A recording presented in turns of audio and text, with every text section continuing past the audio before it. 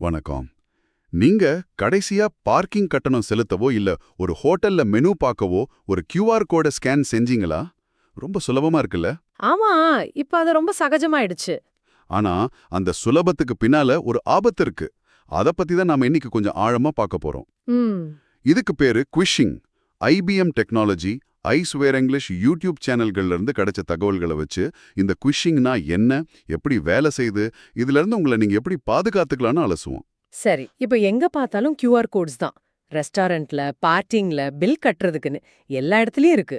ஆமா, வசதியா இருக்கு. ஆனா பிரச்சனை என்னன்னா, ஒரு QR கோட் பார்க்கறதுக்கு நல்லதா தெரிஞ்சாலும், அத ஸ்கேன் பண்ற வரைக்கும் அது உங்களை எங்க கூட்டிட்டு போகும்னு நமக்கு தெரியாது. அதுதான். அந்த இடத்துல தான் நாம வெளிப்படைத்தன்மையை இழக்கிறோம் இல்லையா? கரெக்ட். இதத்தான் ஹேக்கர்ஸ் யூஸ் பண்ணிக்கிறாங்க. சரி, அப்போ இந்த QR கோட்னா என்னன்னு ஒரு தடவை சொல்லிடுங்களேன்.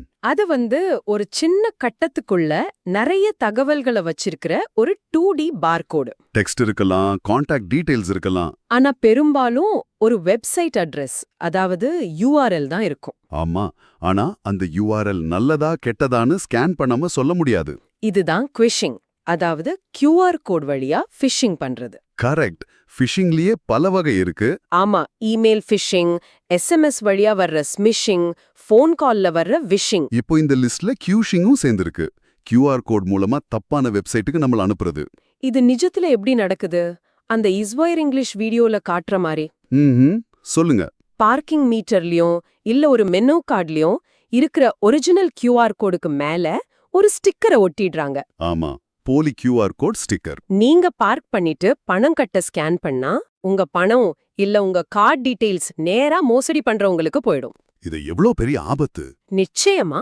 அந்த போலி வெப்சைட்டுக்கு போனாலே போதும், உங்க போன்ல மால்வேர் இன்ஸ்டால் ஆகலாம். IBM வீடியோல சொல்ற மாதிரி இது password, bank account number, credit card நம்பர்னு எல்லாத்தையும் திருட வாய்ப்பு இருக்கு. ஆமா, அடையாள திருட்டு வரைக்கும் போகலாம். கொடுமை என்னன்னா, நல்ல கோடுக்கும் போலி கோடுக்கும் வித்தியாசம் கண்டுபிடிக்கிறது ரொம்ப கஷ்டம்னு சொல்றாங்க. உண்மைதான்.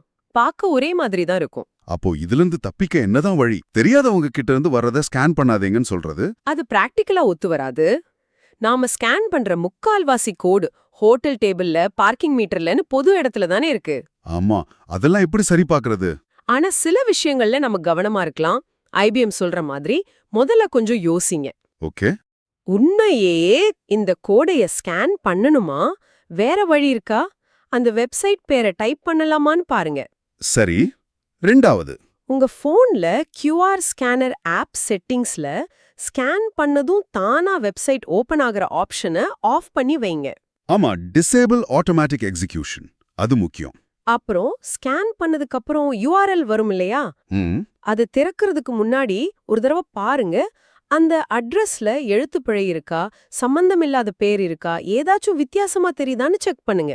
IBM சொல்ற மாதிரி அந்த ஸ்டிக்கர் மேல வேற ஸ்டிக்கர் ஒட்டி டாம்பர் பண்ண மாதிரி தெரியுதான்னு பார்க்கணும். ஆமா, அதுவும் முக்கியம். இன்னும் சில வழிகள் இருக்கு. சொல்லுங்க. முடிஞ்சா ஒரு நல்ல வைரஸ் கண்டுபிடிக்கிற QR ஸ்கேனர் ஆப் யூஸ் பண்ணுங்க. ஓகே. உங்க போன் சாஃப்ட்வேரை எப்பவும் அப்டேட் பண்ணி வைங்க. பாதுகாப்பு ஓட்டைகளை இது சரி பண்ணும். அப்புறம் உங்க அக்கவுண்ட்ஸ்க்கு MFA, அதாவது மல்டி ஃபேக்டர் ஆத்தென்டிகேஷன் யூஸ் பண்ணுங்க. ஆமா, இப்ப புதுசா பாஸ்கீஸ் கூட வந்திருக்கு. பாஸ்வேர்டு இல்லாமலே லாகின் பண்றது. இதெல்லாம் பாஸ்வேர்டு திருடு போனாலும் பாதுகாக்கும். ஒரு நல்ல மொபைல் செக்யூரிட்டி ஆப் போடுறதும் நல்லதுதான். கண்டிப்பா. ரொம்ப முக்கியமா, QR கோடு வழியா போன ஒரு வெப்சைட்ல உங்க பேங்க் டீடைல்ஸ், பாஸ்வேர்டு மாதிரி எதையும் என்டர் பண்றதுக்கு முன்னாடி 1க்கு 2-3 தடவை யோசிக்கணும். நிச்சயமா சந்தேகமா இருக்கிற போஸ்டர், நோட்டீஸ்ல இருக்கிற கோட ஸ்கேன் பண்ணாம இருக்கிறது பெட்டர். சொல்லப்போனா இது ஒரு மாதிரி சோஷியல் இன்ஜினியரிங் அட்டாக் தானே, நம்ம நம்பிக்கையா தப்பா பயன்படுத்துறது. கரெக்ட்.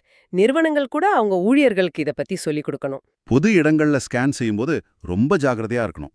ஈஸ்வார் ஆங்கிலஸ் வீடியோல சொன்ன மாதிரி போலி கோட கண்டுபிடிக்கிறது கஷ்டம். ஆமா, பேங்க் அக்கவுண்டே காலி ஆகலாம். சந்தேகம் வந்தா அந்த QR கோட விட்டுட்டு நேரடியா அந்த கம்பெனி வெப்சைட்டுக்கு போறது தான் சேஃப். சுருக்கமா சொன்னா, குவிஷிங்கிறது நாம தினமும் பார்க்கிற QR கோட வச்சே ஏமாத்துற ஒரு டெக்னிக். வசதிதான், ஆனா ஆபத்தும் கூடவே வருது. நாம இப்ப பேசின பாதுகாப்பு வழிகளை நீங்க மனசுல வச்சுக்கணும். சரி, இந்த அலசல முடிக்கிறதுக்கு முன்னாடி உங்ககிட்ட ஒரு கேள்வி கேளுங்க. பணம் செலுத்தவும் நம்ம அடையாளத்தை உறுதிப்படுத்தவும் QR கோட் இவ்ளோ முக்கியமாயிட்டு வருது இல்லையா? ஆமா, இந்த சின்ன கட்டங்கள் மேல நமக்கு இருக்கிற நம்பிக்கைய திரும்பவும் கொண்டு வர நம்ம தனிப்பட்ட முறையிலயோ இல்ல நிறுவனங்கள் மூலமாகவோ என்ன மாதிரி புது சோதனைகளையோ இல்ல கட்டுப்பாடுகளையோ கொண்டு வரலாம்னு நினைக்கிறீங்க? நல்ல கேள்வி. யோசிக்க வேண்டிய விஷயம். யோசிச்சு பாருங்க. மீண்டும் அடுத்த அலசலில் சந்திப்போம்.